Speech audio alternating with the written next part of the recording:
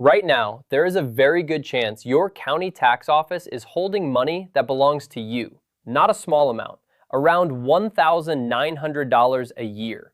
And the reason you have not received it has nothing to do with whether you qualify. It has everything to do with a single form nobody told you to ask for. I am going to show you exactly what it is and exactly how to get it in the next few minutes. My name is Walter Barron. I have spent 15 years as a licensed estate attorney sitting across tables with retirees, widows, and county tax offices that move at their own pace and speak their own language. And in all that time, the mistake I see most often is not complicated. It is this: good people overpaying property taxes every single year simply because the system never came to find them. Let me tell you about Margaret. 74 years old, lived alone after her husband passed. Small ranch house she had owned for almost 40 years. She called me because she was worried about rising expenses and whether she was going to have to sell. When I pulled her tax records, I had to stop for a moment.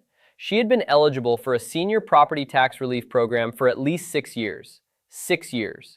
Nobody at the county had followed up. Nobody had reminded her. She just kept receiving the same bill and paying the same amount, year after year, without ever questioning it. When we finally filed the paperwork, her annual tax bill dropped by just under $2,000. And I remember she did not celebrate. She did not get emotional. She just sat quietly and said, "I thought that was just what I owed."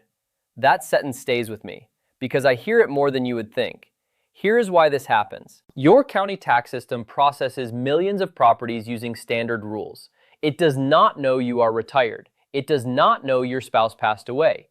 It does not know your income has changed. Unless you tell it, it assumes nothing has changed. But in most states, there is already a program in the law, sometimes called a senior exemption, sometimes a homestead relief, sometimes a circuit breaker credit, that can significantly reduce what you owe on your home if you are over a certain age and your income falls within certain limits. The average household that qualifies and actually files for it saves around $1,900 a year. Every year they stay in that home, not once, not a bonus, every single year. And here's the part that should bother you. These programs are already approved. They are already funded. They simply do not apply themselves. Now let me be specific about who this is actually for, because this is where a lot of people tune out thinking it does not apply to them. You do not need to be struggling. You do not need to be on assistance. Many of these programs are designed specifically for middle-income retirees, people who own their homes outright but are still feeling the squeeze of a fixed income against rising costs.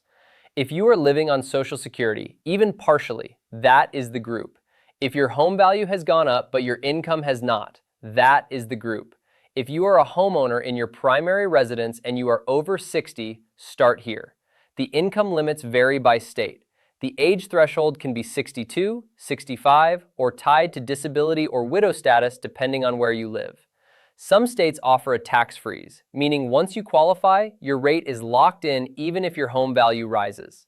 Other states offer a direct credit applied straight to your bill. Same house, same life, just a different form filed. I want you to sit with something for a moment. Imagine paying an extra $150 a month for years without ever knowing you could stop. That is $1,800 going out the door.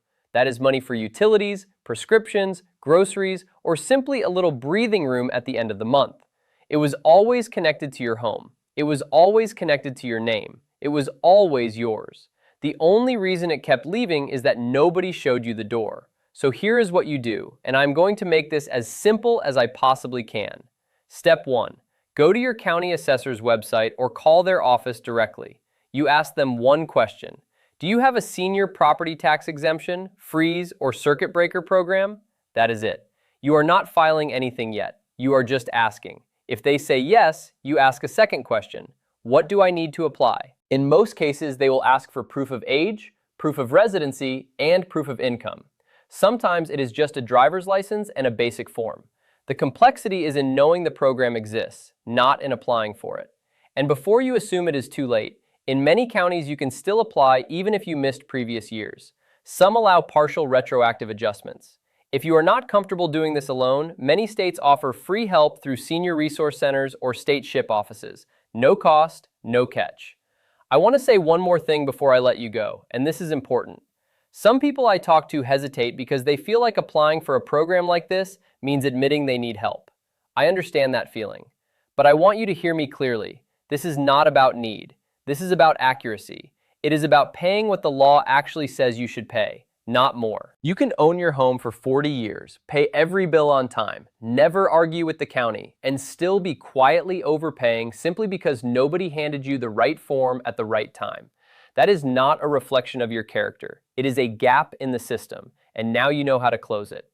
Before you close this video, think of one person you know, a neighbor, a sibling, a friend over 65 who owns their home, and send this to them.